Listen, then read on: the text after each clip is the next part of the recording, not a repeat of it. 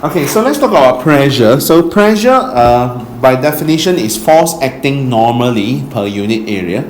So you must have the word normally. So what does it mean by normally? That means it must be perpendicular to your area. For example, if let's say this is my area, I must take the force F, which is perpendicular to the surface.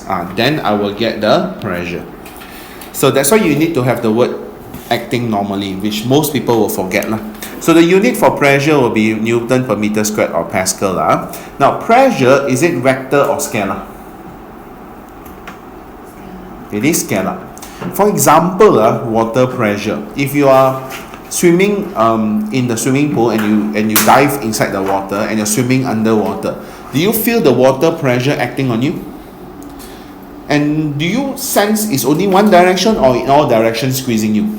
All directions squeezing you, right? So because it acts in all directions, therefore it cannot have a specific direction, so it is a scalar quantity. Understand? So in our syllabus, we are going to talk about pressure in liquids only.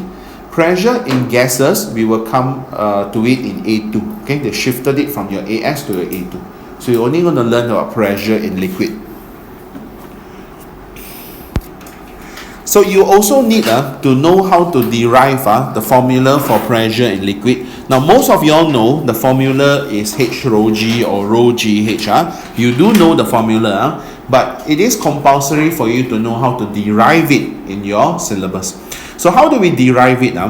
The idea is the pressure in a liquid is due to what? What causes the pressure due to liquid? For example, when you're swimming underwater, you feel this water pressure, but where does it come from?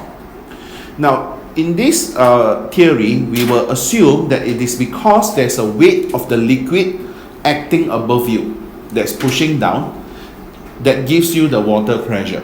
Example, now let's say this is a water surface. Okay, so this is a water surface.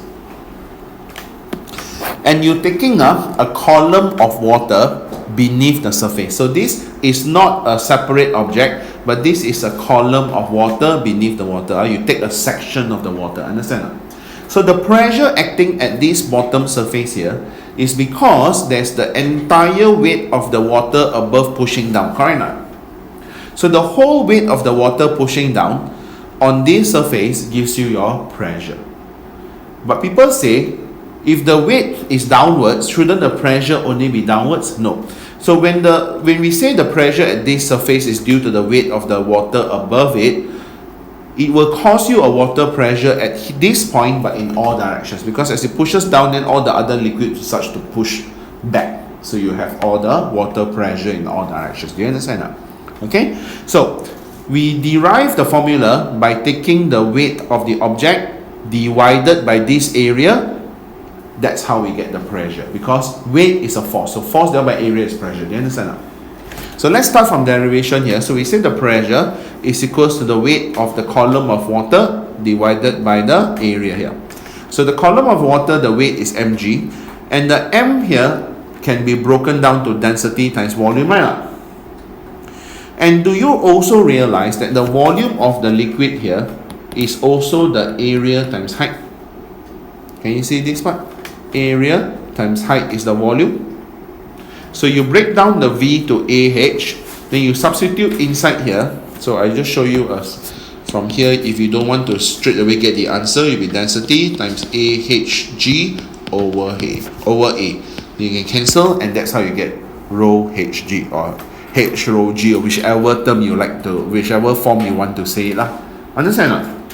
Okay, so this derivation very important, so make sure you know how to derive it. So it's actually quite simple. Just start off by taking the weight of the column of water divided by the area. That's it. Okay, now what does this formula tell us? What is the significance of this formula, which is P equals to rho Hg or H rho G, depending on how you want to write it? What's the significance? It means that the pressure in a liquid is only due to the height of the water, or in other words, is the depth of the water or the depth of the liquid, and the density of the liquid and the G. Give an example. You look at these five shapes, 5 containers here, or 5 vessels here, all of different shapes here. Do you realize that they all have the same height? So at the if you want to find the pressure at the bottom at the bottom of each vessel, want to find the pressure at the bottom of each vessel, do you think they'll be the same? Yes, they'll be identical. Even though their shapes are different, even they may be slanted, it doesn't matter. It only depends on the vertical height, which are all the same type of liquid, so density is the same, G is the same, so same pressure. Do you understand? It also means that if you have let's say a vessel which is slanted, okay, let's say this is my vessel, and you fill it with water here. To find the pressure at the bottom here, we must take what? The vertical height, H, understand? Okay, you must always take the vertical height to find the pressure. Okay, now do you need to add atmospheric pressure if you want to find the pressure at this point? It depends on how the question is worded. If they said find the pressure at the bottom of the vessel or the bottom of the container, then you must add atmospheric pressure, because atmospheric pressure is actually due to the collision of the air molecules on the surface. So there will be an added effect, so you will have to add the atmospheric pressure. But if you don't want to add atmospheric pressure, or you don't need to add atmospheric pressure, then the question must say what is the pressure at the base of the vessel due to the column of liquid. Then you don't have to add atmospheric pressure, because they only said due to the column of liquid. Do you understand?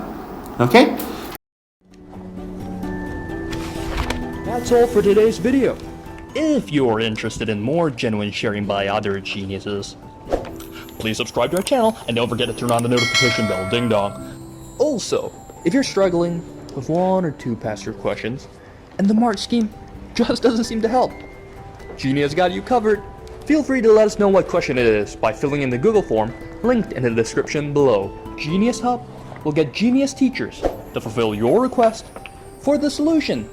Genie will see you next time. Bye-bye.